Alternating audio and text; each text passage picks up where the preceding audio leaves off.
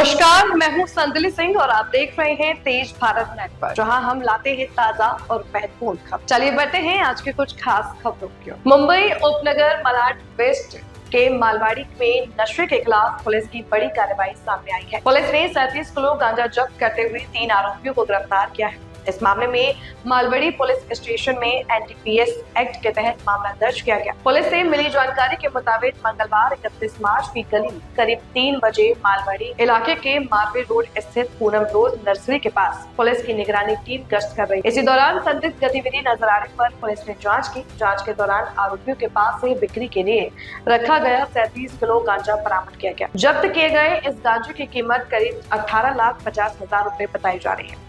Police ने इस मामले में लवकुश फूलचंद वर्मा, अंकित कुमार मानसिंह और सितु रामकुमार वर्मा को गिरफ्तार किया है। ये तीनों बजे थाने जिले के बिबड़ी के कनेर इलाके में रह रहे थे और मूल रूप से उत्तर प्रदेश के प्रतापगढ़ के रहने वाले। पुलिस का कहना है कि नशे का जाल जमानों पर युवाओं को अपनी ओर गिरफ्त में ले रहा है, जिससे उनका स्वास्थ्य, करियर और भविष्य खतरे में पड़ रहा है। ऐसे में इस तरह की कार्रवाई बेहद जरूरी है। यह कार्रवाई पुलिस सैनिक परिमंडल 11 संदीप जाधव के निर्देश पर वरिष्ठ पुलिस निरीक्षक वानखेड़े के मार्गदर्शन में की गई है। मामले की आगे की जांच जारी है। मालवणीमध्ये बाहेरून 3 जण गांजा विक्रीसाठी येणार आहेत अशी गोपनीय माहिती मिळाली होती। त्या अनुषंगाने ट्रॅप लावून मालवणी पोलिसांच्या मदतीने तिघांना पकडण्यात आलं। त्यांच्याकडे 5 किलो गांजा त्यांच्या ताब्यामध्ये मिळाला। त्यानंतर त्यांच्याकडे माहिती घेतली असता ते ज्या ठिकाणी राहतात त्या ठिकाणी अजूनही गांजा ठेवलेला आहे असं कळाल्यावरून त्यांच्या राहण्याच्या ठिकाणी टीम पाठवण्यात आली आणि तिथून पण 32 किलो गांजा पकडण्यात आला। असा 37 किलो गांजा काल मालवणीच्या टीमने पकडला आहे। ते तिघांना अरेस्ट करण्यात आलेलं आहे। सर, हे गांजा कशा पद्धतीने तस्करी करत होते आणि कशा पद्धतीने हे आणत होते? त्यांनी गांजा उत्तर प्रदेशहून आणला असं त्यांनी सांगितलेलं आहे आणि त्यासाठी वापरण्यात आलेलं जे ट्रान्सपोर्टेशन आहे त्याच्याबद्दल तपास सुरू आहे। ते पण पुढे तपासामध्ये आल्याच्या नंतर ताब्यात घेऊन कारवाई करण्यात येत आहे।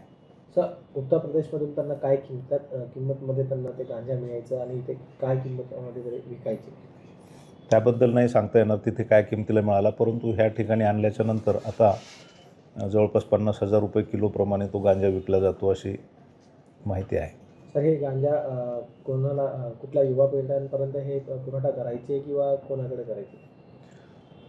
जसे की आपल्याला माहीत आहे मोठ्या प्रमाणात गांजा आणल्याच्या नंतर ते छोट्या छोट्या डिस्ट्रीब्युटर्सला विकलं जातं आणि त्यांना दिल्याच्या नंतर मग ते खाली कस्टमर्सला थोड्या थोड्या प्रमाणामध्ये विक्री करतात।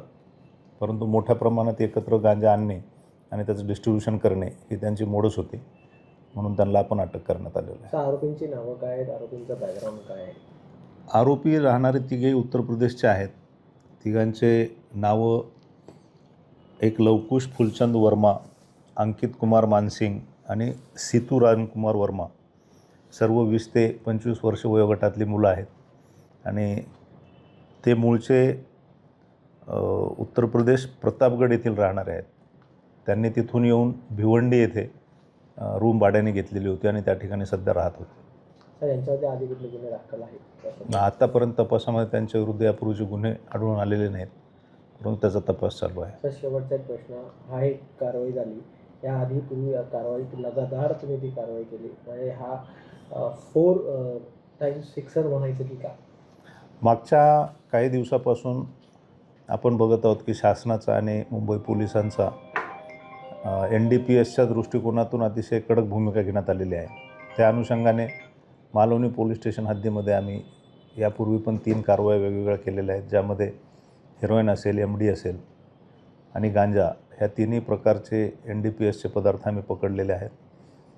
अर्थात ह्या सगळ्यांना पकडून त्यांच्यावर कठोर कारवाई करून त्याला नेस्तनाबूत करणे हे मुंबई पोलिसांचं ध्येय आहे।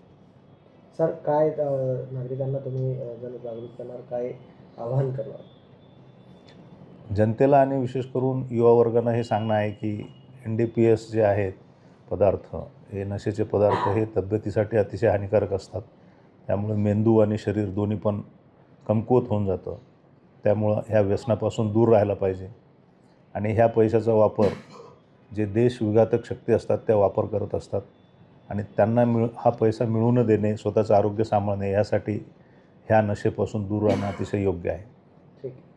यह थी आज की मुख्य खबर तेज भारत नेटवर्क के साथ। अगर आपको वीडियो पसंद आई हो तो उसे लाइक करें, कमेंट करें, शेयर करें। धन्यवाद।